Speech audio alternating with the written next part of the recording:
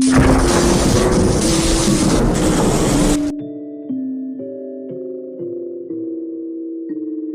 night was eerily quiet when Emily arrived at the old house, nestled deep in the woods. Her car's headlights barely cut through the thick fog that clung to the road. She had inherited this house from an aunt she had never met, and she felt an inexplicable pull to see it, despite the warnings from the locals about its dark history. The house stood as a relic of a forgotten era, its windows shattered and its roof sagging. Vines wrapped around its wooden frame like fingers reaching out from the earth. Emily shuddered as she stepped out of the car, her breath visible in the cold air.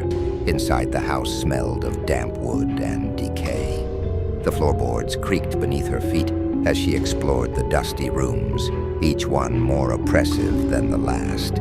She found old furniture draped in white sheets and mirrors cracked and distorted. But the most unsettling part was the silence, so deep it pressed against her ears. That first night, Emily lay in bed, listening to the wind howl outside. She couldn't shake the feeling that she was being watched. Just as she began to drift off to sleep, a noise, a faint, almost imperceptible scraping sound, echoed from the hallway. She sat up, heart racing. Just the house, settling, she whispered to herself. But the scraping grew louder, closer, until it seemed to be just outside her door. She held her breath, eyes wide in the darkness. Then, as suddenly as it began, the sound stopped. Emily forced herself to get out of bed. With trembling hands, she opened the door. The hallway was empty, but the air felt thick, as if something had just passed through. She told herself she was imagining things, that it was just her mind playing tricks on her. But deep down, she knew something was wrong. The next morning, Emily decided to explore the attic.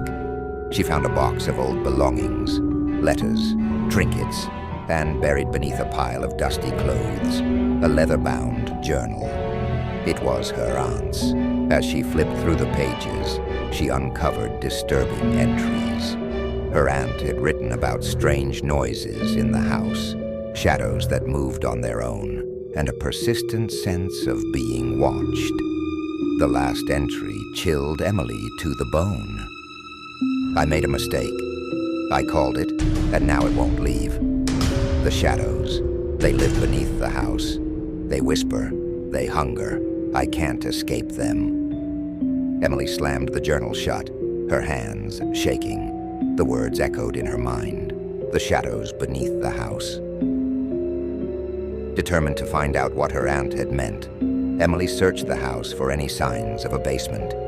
Eventually, she found a hidden door behind a bookshelf, leading to a set of stone steps that spiraled downward into the earth.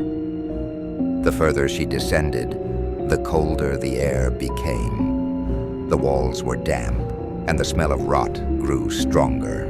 At the bottom of the stairs, she found a dark, cavernous room. In the center of the room was a pit, a yawning black hole that seemed to swallow the light.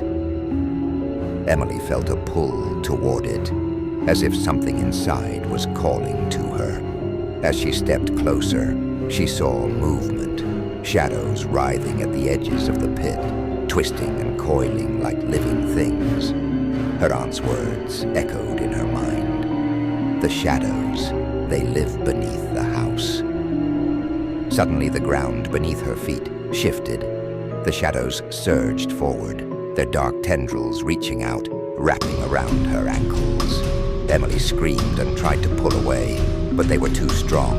The shadows dragged her toward the pit, and as she struggled, she saw faces in the darkness. Twisted, screaming faces, mouths open in silent agony.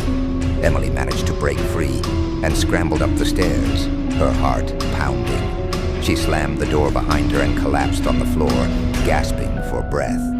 But the house was different now. The air was colder. The walls seemed closer, and the shadows were everywhere, moving, watching, waiting. Emily knew she had to leave. She grabbed her keys and ran for the front door, but as she reached for the handle, the door slammed shut on its own. The shadows began to close in, surrounding her, whispering in voices she couldn't understand. In the last moments of the story, Emily turns to face the shadows, realizing too late that there is no escape. The camera zooms in on her face, twisted in terror, before the screen cuts to black, leaving the audience with nothing but the sound of her final, desperate scream. The screen fades back in from black, revealing the old house, shrouded in the same thick fog. Morning light barely breaks through the mist, casting long shadows across the yard. The house appears lifeless and still, but a growing tension lingers in the air. Hours have passed since Emily's final moments. Tom, Emily's boyfriend, pulls up in his car, calling her phone again. Frustration and concern wash over his face as the call goes straight to voicemail. He hasn't heard from Emily since she left to check out the house. After asking around, no one had seen or heard from her. Now he's here. Tom steps out of the car, his eyes scanning the decaying structure of the house. A chill runs down his spine, but he dismisses it, more concerned about Emily's safety. "Emily?" he calls out, his voice echoing through the fog. The house, as if mocking him, remains silent. Tom pushes open the front door, which groans on its hinges, and steps inside. Dust swirls in the air as he moves through the hallway, calling Emily's name. His voice grows more desperate as he enters room after room, each more derelict than the last. The house feels wrong, like it's suffocating him. Cold drafts seem to slip from the walls, and the faint scent of rot lingers in the air. Tom finds her belongings scattered, her phone on a dusty table, her jacket draped across a chair. He picks up her phone, his fingers trembling. The screen shows the last thing Emily did. Her camera app was open, but the gallery is filled with nothing but darkness. He swipes through a few photos, noticing strange distortions in the images, as if something was there with her. Tom's heart pounds. He knows something terrible has happened. He stumbles upon the attic stairs and remembers Emily mentioning the journal. Tom climbs the attic steps cautiously. The attic is cluttered with the same old forgotten objects, covered in dust. On a small table, he spots the journal Emily had mentioned to him in passing before she left for the house. He picks it up, flipping through the pages. His face goes pale as he reads the last few entries, describing strange occurrences, noises, and shadows moving in the house. But one passage catches his eye, written in his aunt's final days. The shadows beneath the house, they call to me. They hunger. They need a soul to feed on, or they'll never be satisfied. I made the mistake of awakening them. There is no way out. Tom's stomach churns with dread. He flips to the back of the journal where a crudely drawn map shows a hidden door in the living room, a door leading to the basement. His pulse quickens. Emily must have gone down there. Following the journal's map, Tom searches the living room until he finds the hidden door. It's slightly ajar. He steels himself before stepping inside, descending the spiraling staircase into the cold, damp air below. The basement feels like stepping into another world. The smell of rot is overpowering now, and Tom's flashlight flickers as he reaches the bottom. The shadows seem to move on their own, creeping along the walls. At the center of the room, the yawning pit that Emily had encountered lies in wait. The darkness inside seems to pulse, alive, watching. The shadows twist and writhe around the edges of the pit, whispering faintly, as if beckoning him closer. "Emily?" Tom's voice shakes, barely a whisper. He takes a step closer to the pit, and then he sees it, a figure standing on the other side. At first, his heart leaps with hope. It's Emily, but something is wrong. Emily's figure is standing unnaturally still, facing the pit with her back toward him. Tom's relief quickly turns to horror as he realizes that Emily's skin is unnaturally pale. Her arms limp by her sides. Her head is bowed, her hair hanging limply, as if she's being held by something unseen. Tom calls her name again, louder this time. Emily? She slowly turns, her face hidden behind a veil of shadows. Her eyes are black, lifeless, and her lips curl into a faint, twisted smile that doesn't reach her eyes. You shouldn't have come, she says, her voice hollow and distant.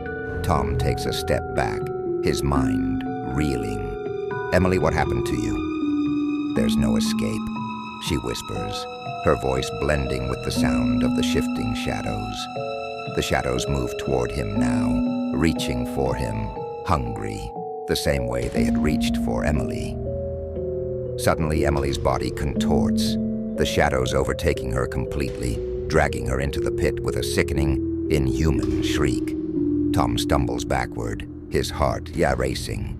The shadows swarm around him now, whispering his name, pulling him closer to the pit. He's trapped. Desperate, Tom pulls out his phone, flipping through the journal photos Emily had sent him before.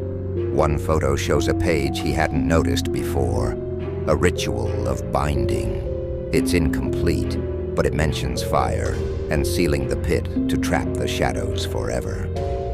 With no time to think, Tom digs in his pocket for his lighter and pulls out an old, faded receipt. It's not much, but it will have to do. He lights the paper and, with trembling hands, holds it over the pit. The shadows scream in unison, recoiling from the flames. The house shakes violently, the walls cracking as the shadows retreat. The pit begins to close, the earth shifting beneath him as Tom chants the ritual as best as he can from memory. Just as the shadows are about to pull him in, he tosses the burning paper into the pit. The fire consumes the darkness and the house erupts into chaos.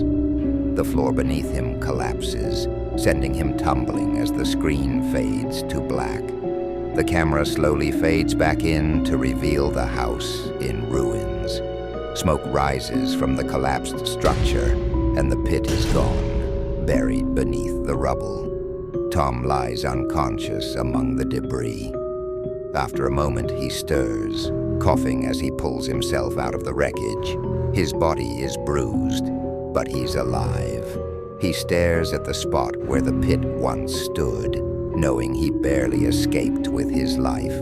But just as he begins to walk away, a faint whisper echoes in the air. Tom. He freezes, turning back toward the house. The shadows are gone, but the lingering presence of the horror he faced remains.